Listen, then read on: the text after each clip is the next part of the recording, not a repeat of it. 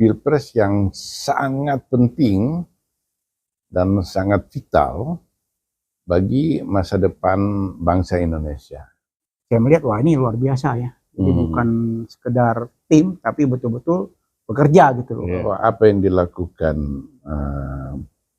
Jokowi ini dalam mempromosikan anak-anaknya untuk menang itu, bagi dia itu bisa menghalalkan segala cara. Di para pendukung Anies yang mengeluh bahwa ada intimidasi, mobilisasi lembaga rakyat itu untuk memenangkan salah satu paslon itu terjadi secara masif. Terlihat dia banci di antara dua hal ini, sehingga semakin tidak tertolong posisi Ganjar itu. Jokowi itu punya kartu as.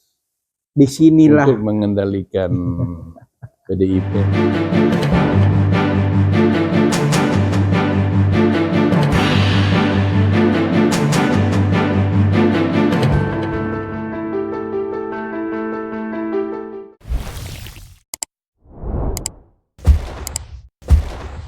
Bismillahirrahmanirrahim. Assalamualaikum warahmatullahi wabarakatuh. Mas Habib, Sehat, alhamdulillah. alhamdulillah. Ya. Ngopi pagi bersama Habib Smith Al-Haddar sambil bisik-bisik Habib ya. Iya. Masya Allah. Ternyata kopi ini membuat kita seger ya. Ini segar, sesuai dengan intensitas kampanye calon-calon presiden dan wakil presiden saat ini. Oh gitu ya, jadi masih banyak ngopi ya. Mesti banyak ngopi gitu.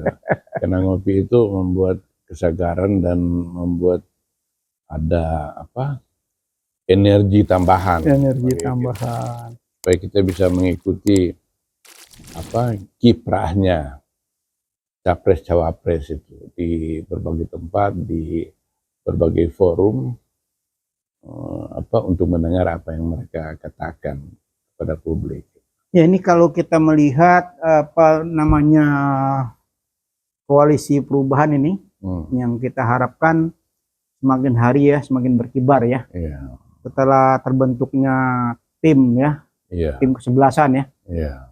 Tim 12 ya. Tim 12. Nah, itu yang ada kaptennya. Iya. Ada mana co-kapten ya. Kan antum nih. Iya, ini dengan tim 12 ini dengan strukturnya yang rapi, tersusun rapi dan energetik, kemudian juga mereka membagi pekerjaan terkait isu-isu yang akan dikampanyekan lagi, menunjukkan bahwa tim Anies ini melihat pilpres ini pilpres yang sangat penting dan sangat vital bagi masa depan bangsa Indonesia. Ini bukan main-main. Iya.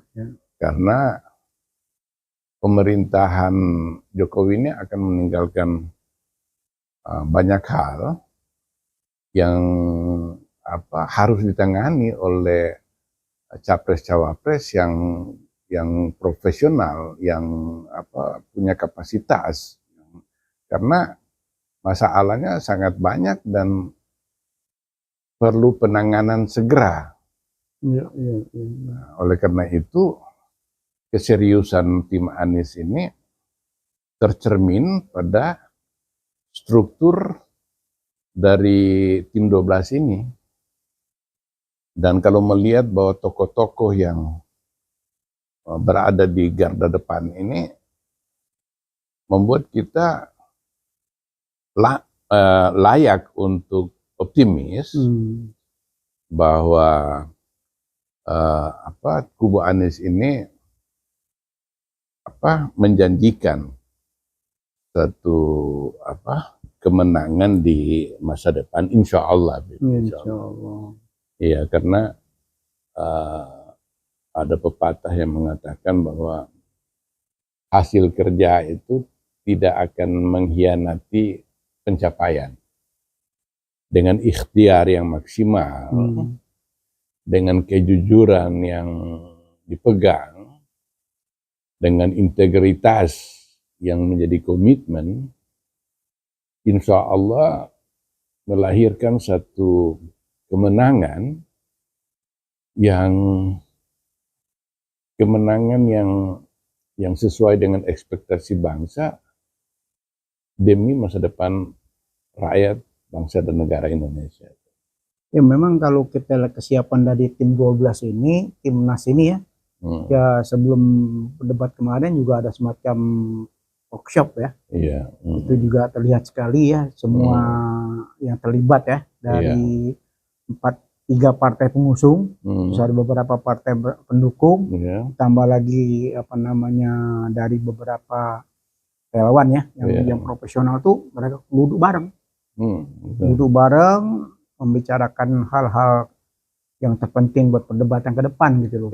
Jadi kalau melihat kesiapan untuk menghadapi debat aja begitu serius ya, segala macam aspek dibahas di situ ya. Gitu. Jadi saya melihat wah ini luar biasa ya. Jadi bukan sekedar tim tapi betul-betul bekerja gitu loh. Bekerja dan kelihatan sekali ya. Contoh lagi seperti ada tim hukum ya. Nah, tim hukum itu kan ada ketuanya tuh, Yusuf Amir Faisal kan. Dan itu juga bergerak juga kan, ada sampai ribuan lawyer kan yang berkumpul kan. Mereka mendeklarasikan ada semacam hotline Paris ya, pelayanan hukum gratis ya buat masyarakat ya. Ini juga menunjukkan keseriusannya luar biasa, Bim. Iya, jadi ada beberapa hal yang bisa kita simpulkan dari profil dari kubu Anies. Yang pertama, adanya keseriusan dari kubu Anies ini. Bukan semata-mata demi untuk menang, tapi bagaimana menawarkan gagasan kepada rakyat secara jujur. Yang kedua, tim ini memperlihatkan diri bahwa Pilpres ini merupakan persoalan bangsa yang sangat serius. Sehingga tim 12 itu perlu dihadapi dan didekati dengan cara yang serius juga gitu. Apalagi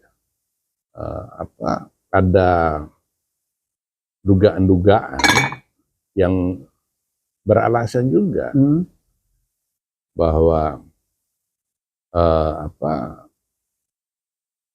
paslon-paslon yang berseberangan dengan paslon nomor 2 itu akan menghadapi banyak kendala gitu. Sehingga di dalam pembentukan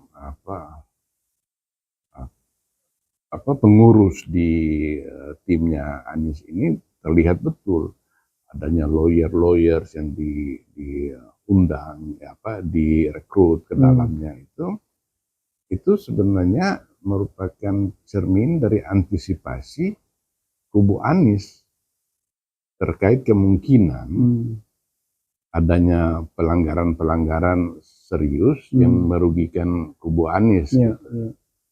Nah, kita patut gembira gitu mengenai ini yang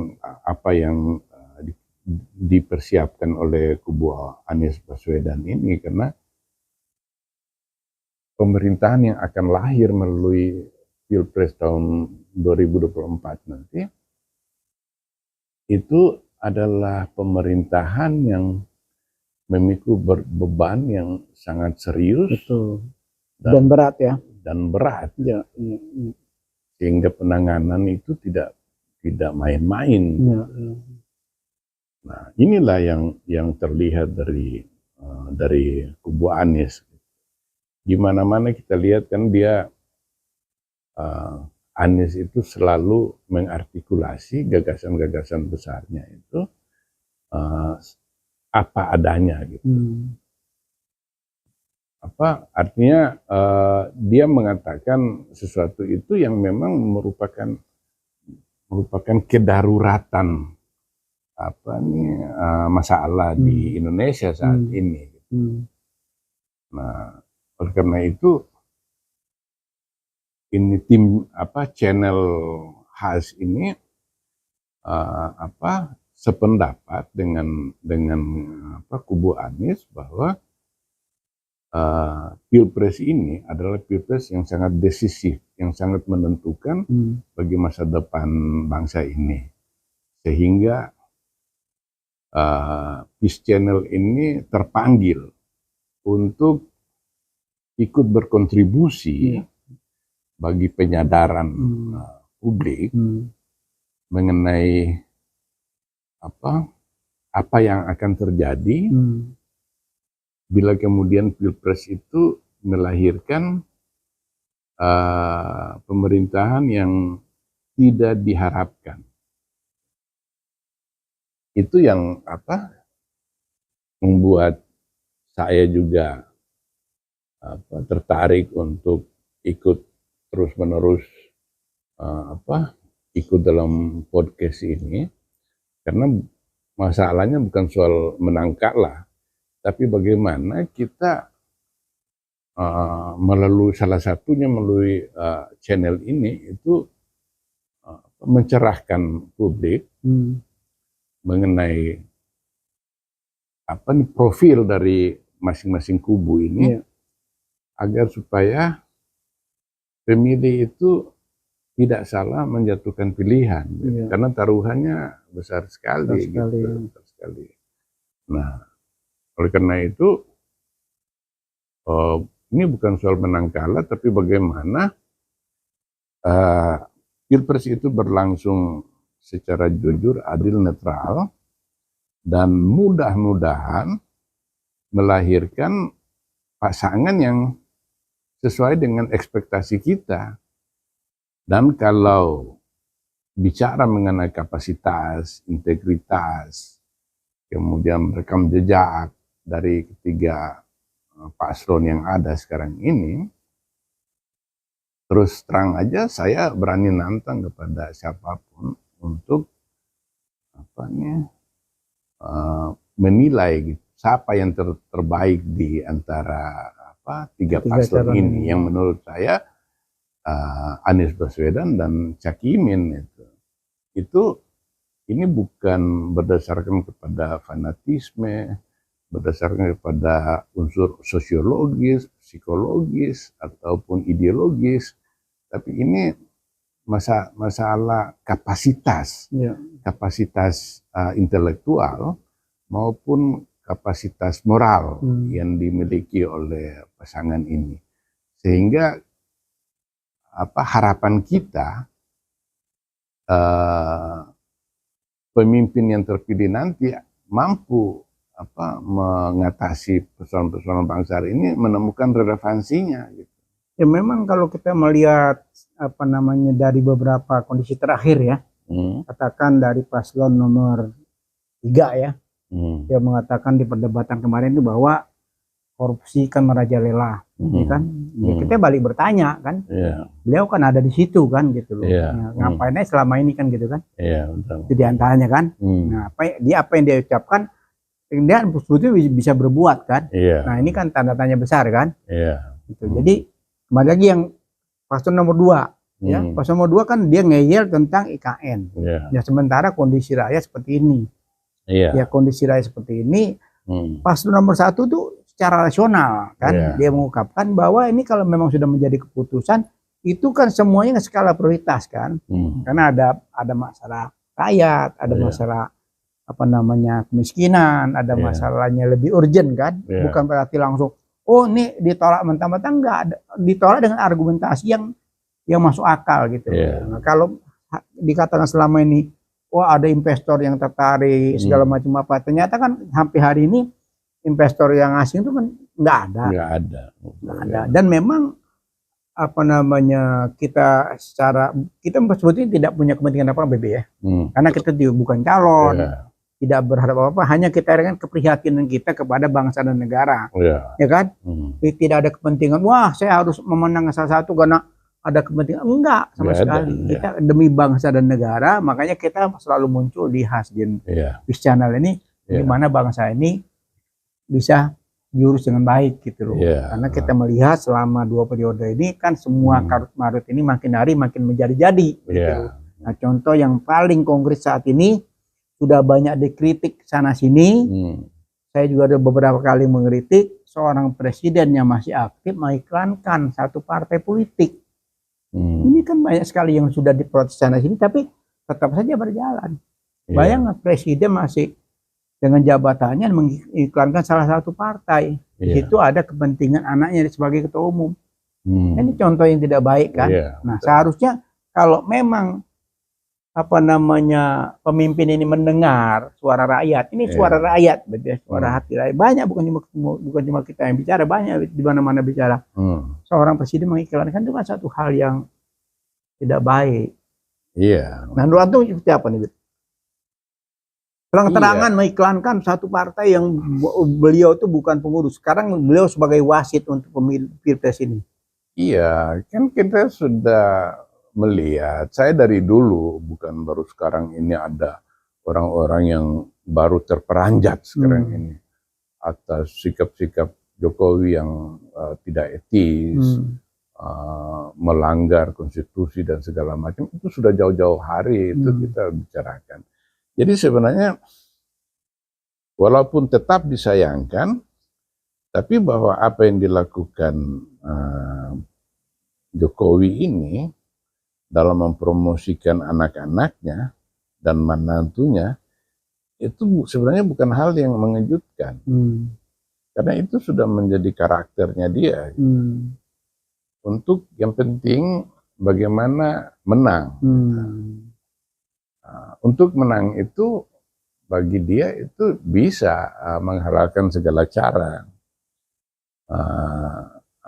End justify the means. Tujuan menghalalkan segala cara. Dan kita seperti nggak berdaya karena semua alat kekuasaan ini ada di tangan penguasa, presiden. Dia sudah mengkooptasi semua kekuatan negara itu ke dalam tangannya, itu institusi-institusi hukum, kemudian pengamanan, kemudian bahkan juga TNI, kemudian lembaga-lembaga penyelenggara pemilu, kemudian juga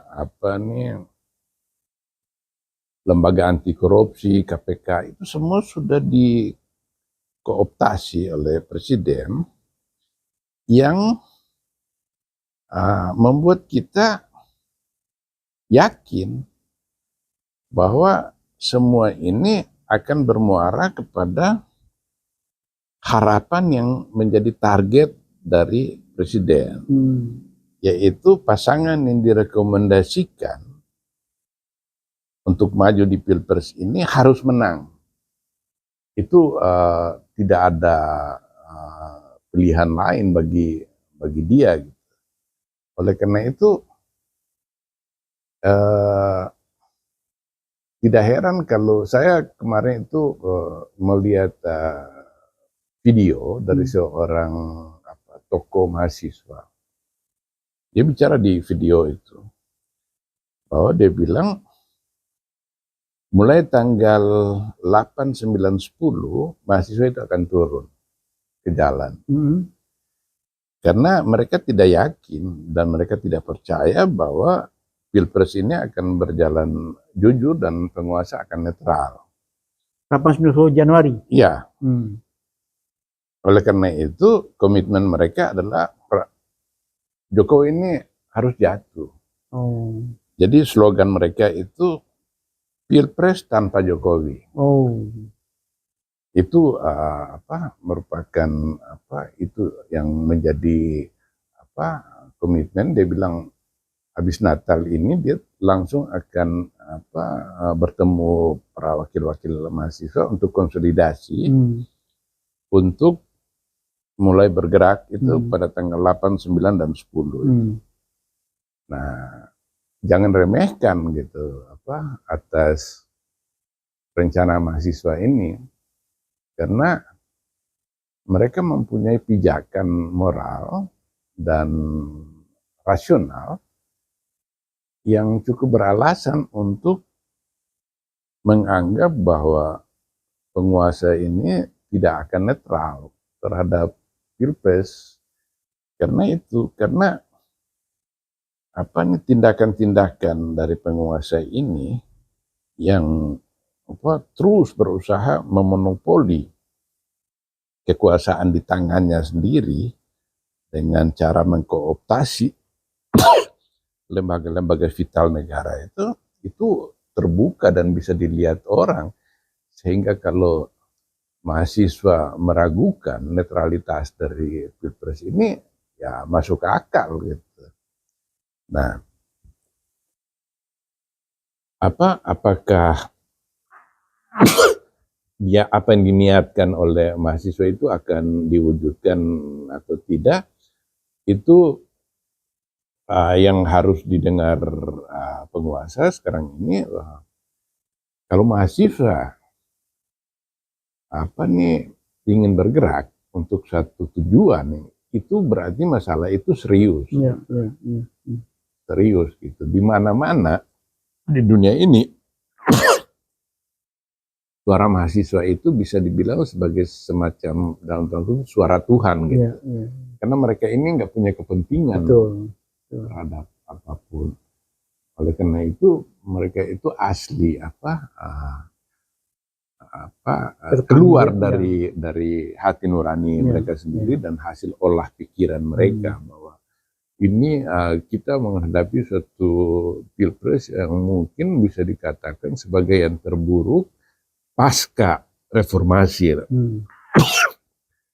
Oleh karena itu saya mempertanyakan apakah masih ada waktu bagi Presiden Jokowi untuk kembali meyakinkan publik bahwa ada jaminan Pilpres akan berjalan jujur dalam waktu yang sangat singkat ini. Di pihak lain,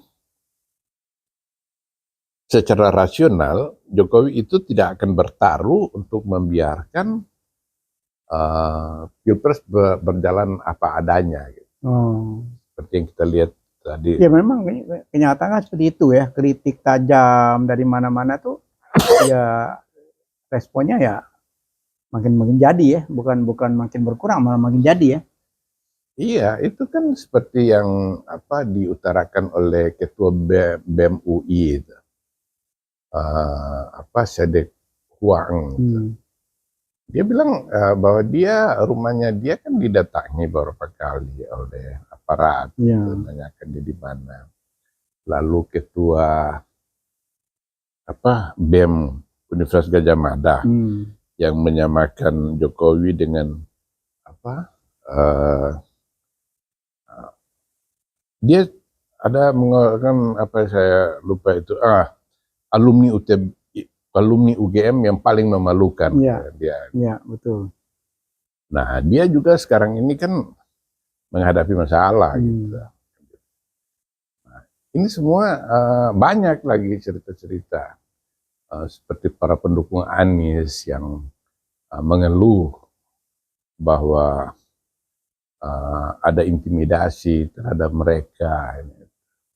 Jadi cukup beralasan kalau kemudian orang ada yang menyimpulkan bahwa Pilpres ini tidak akan berjalan netral. Iya betul, intimidasi itu kan dulu namanya kan ada ibu-ibu kan yang di Jawa itu kan dia menyumbangkan mobil ya sebanyak 100 unit ya. Iya, itu dipermasalahkan, akhirnya jadi masalah kan sampai titik ini gitu loh. Sampai Anies pun sempat jumpa langsung dengan itu. Jadi ternyata bukan itu aja. Ini juga menjelaskan bahwa ini fenomena ini memang menyedihkan ya. Banyak kali hal-hal yang orang Nawaitunya murni, terbuka, tapi dijadikan masalah, jadikan sorotan itu ya. Iya, dan ini kan yang mengherankan saya. Ini zaman keterbukaan. Orang-orang sudah punya HP, satu berita yang terjadi di suatu tempat, itu hanya dalam hitungan menit itu dia bisa menyebar ke seluruh Indonesia. Nah, apakah penguasa tidak tidak menyadari atau underestimate terhadap kemungkinan terjadinya gejolak kalau Pilpres ini tidak berlangsung fair. Nah, dan kalau gejolak itu muncul, itu akan munculnya itu seperti banjir bandang. Tidak bisa ditahan. Soeharto kurang kuat apanya? Apa itu? Mereka itu pemimpin yang sangat kuat dan dukung. Tapi akhirnya karena mengabaikan hukum, kemudian meremehkan aspirasi publik di bawah itu kemudian memunculkan air bah yang akhirnya meruntuhkan istana mereka yang terbuat dari kartun itu. Nah, sayang sekali kalau Jokowi tidak memperhitungkan ini. Gitu. Masih ada waktu sebetulnya ya. Ada waktu, dan waktu itu hanya bisa dipercaya dalam waktu yang singkat ini kalau penguasa mampu meyakinkan rakyat dengan sejumlah kebijakan, bukan cuma omongan gitu. Kami akan netral, karena di permukaan mereka menyebut penyelenggara pemilu akan netral, tapi di pihak lain mobilisasi lembaga rakyat itu untuk memenangkan salah satu paslon itu terjadi secara masif dan tidak bisa disembunyikan karena zaman ini orang kembali lagi ke perseteruan ya yang selama ini kita rasakan di publik ya, yang pernah beberapa kali kita bahas ya. Ini ada satu perseteruan yang kita lihat sendiri langsung ya, bahwa antara Bu Mega dengan Jokowi ini kan begitu tajam ya. Nah, di antaranya saling buka tentang aib masing-masing ya. Gimana antum? Apa betul-betul ini perseteruannya serius atau cuma TikTok saja nih? Sangat serius, karena begini, Beb. Ini agak panjang sedikit saya jelasin ini. Ganjar itu menurut lembaga-lembaga survei itu sekarang ini trennya itu turun. Dan dia akan turun terus. Nah, sementara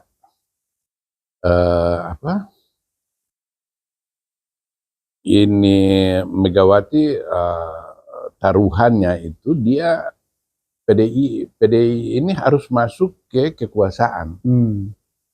Tidak boleh PDIP menjadi oposisi gitu. Sementara untuk membalikkan keadaan sekarang ini sudah sangat sulit. Karena begini, Anies itu sudah punya branding pro perubahan. Prabowo sudah punya branding pro keberlanjutan.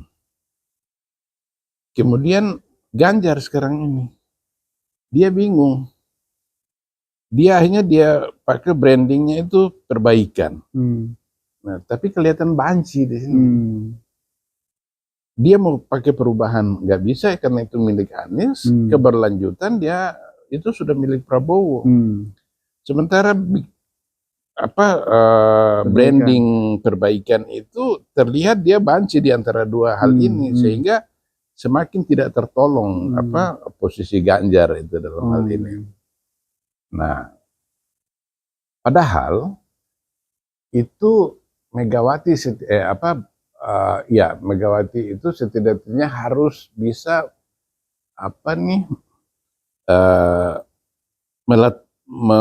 meletakkan Puan itu di dalam pemerintahan yang akan datang. Nah, karena dalam Pilpres mendatang tahun 2029 itu kemungkinan Megawati sudah nggak ada, atau kalau dia masih umur panjang kemungkinan dia sudah nggak berperan.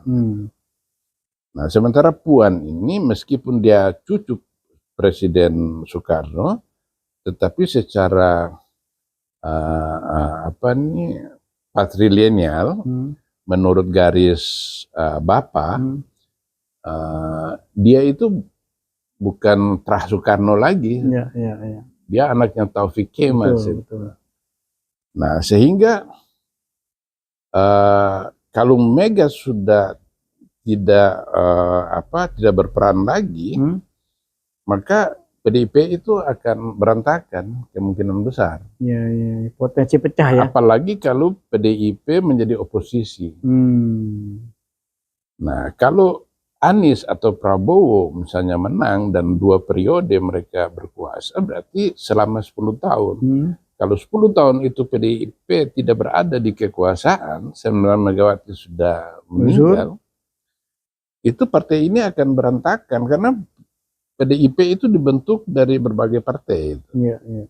PNI, yang itu memang aslinya partai nasionalis, didirikan oleh Soekarno. Kemudian ada Murba, Musyawarah Rakyat Banyak, itu didirikan oleh tokoh kiri yaitu Tan Malaka. Kemudian ada Parkindo, Partai Kristen Indonesia, lalu ada Partai Katolik di situ. Nah, selama ini mereka bisa berada di payung yang sama karena ada Megawati yang berperan sebagai payung dari PDIP itu. Begitu Megawati sudah nggak ada, dan Puan itu akan tidak mampu dari kapasitas dia, kemudian pengalamannya dia dan karisma dia untuk menyatukan partai-partai ini, itu akan tidak akan berhasil gitu. Setidaknya saya pesimis gitu. Nah, di lain pihak Pilpres ini itu saya dengan yakin Ganjar itu nggak akan maju ke putaran kedua. Kalau Pilpres ini berjalan 2 putaran, Ganjar itu nggak akan dengan pasangan nggak akan maju putaran kedua. Oleh karena itu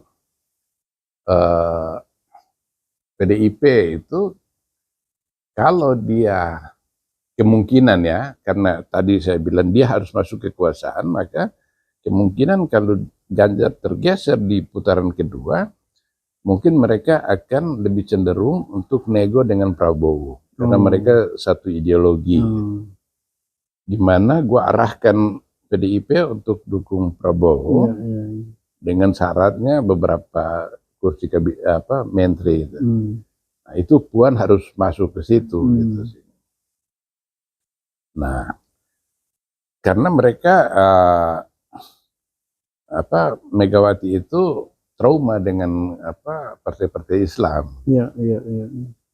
Nah, jadi kemungkinan Megawati akan arahkan pendukungnya untuk pro Anies itu kemungkinan nggak kecil gitu.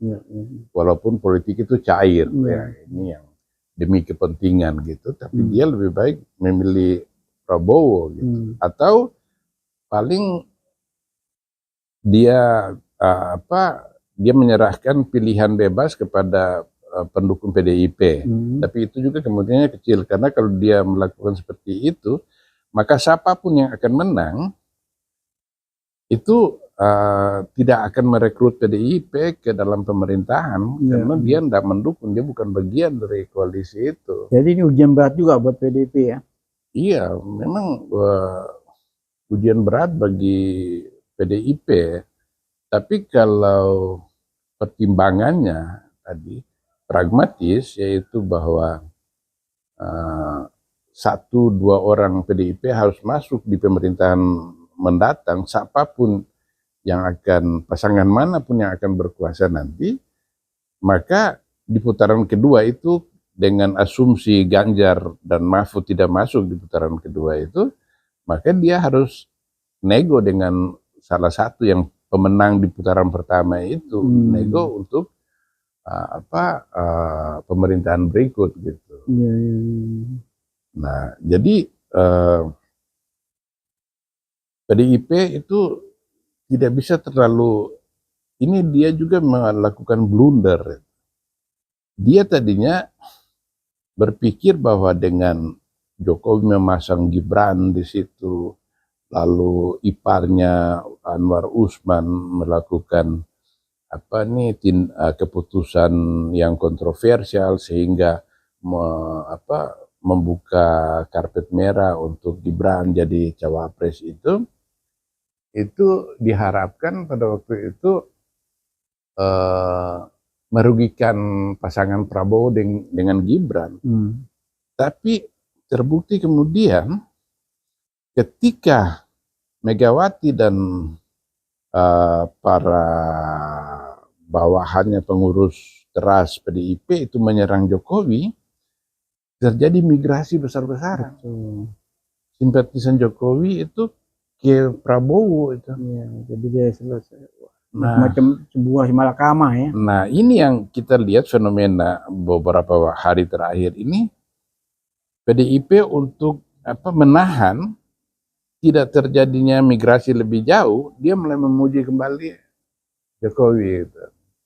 Karena dia tahu bahwa ternyata jadi bumerang, mengecam Jokowi itu menjadi bumerang, maka mulai ada puji-pujian. Jadi kembali lagi perseteruan tadi hanya di luar ya, sesungguhnya tidak terjadi perseteruan ya. Iya. Yang itu tadi berseteru sekarang sudah pragmatis. Iya, semacam tadinya ada perseteruan, sekarang semacam rujuk kembali gitu ya. Iya. Tidak ada pilihan lain ya. Dan yang perlu kita ingat juga bahwa Jokowi itu punya kartu as. Disinilah untuk mengendalikan PDIP itu. Iya, disinilah karut-marutnya ya, politik nasional ini, sehingga yang tadi perseteruan jadi persahabatan lagi, lagi persahabatan gitu Beb ya. Bolak-balik begitu aja ya. Iya betul. Sebenarnya perseteruan terjadi, tetapi pertimbangan-pertimbangan strategis kemudian pasca Pilpres itu hanya mengendorkan perlawanan Megawati itu, karena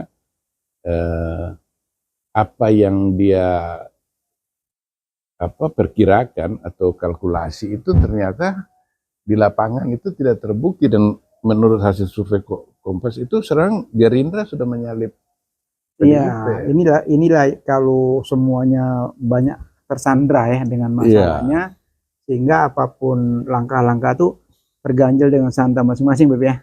Iya, akhirnya kebijakan-kebijakan strategis dan berkualitas itu tidak terlihat, semua orang jadi oportunis dan berjuang untuk kepentingan kelompoknya aja dia itu yang terjadi sekarang ini. Nah, ini masalah oportunis ini satu hal yang luar biasa Beb.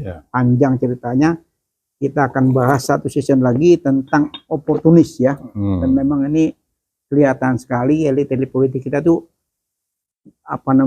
oportunis atau menjadi kebiasaan ya, yang buruk ya. Kita akan bahas satu season lagi, sangat menarik. Oportunis dengan Habib Smith Al-Hadar ya, insya Allah di episode berikutnya Habib ya. Oke ya. Baiklah, kita akhiri dengan basic-basic politik kenegaraan ini tentang peta terkini. Kita akhiri dengan wabil taufik wal hidayah. Wassalamualaikum warahmatullahi wabarakatuh. Jumpa lagi di Peace dan Has Channel dengan Habib Smith Al-Hadar. Ya, makasih. Ya, makasih.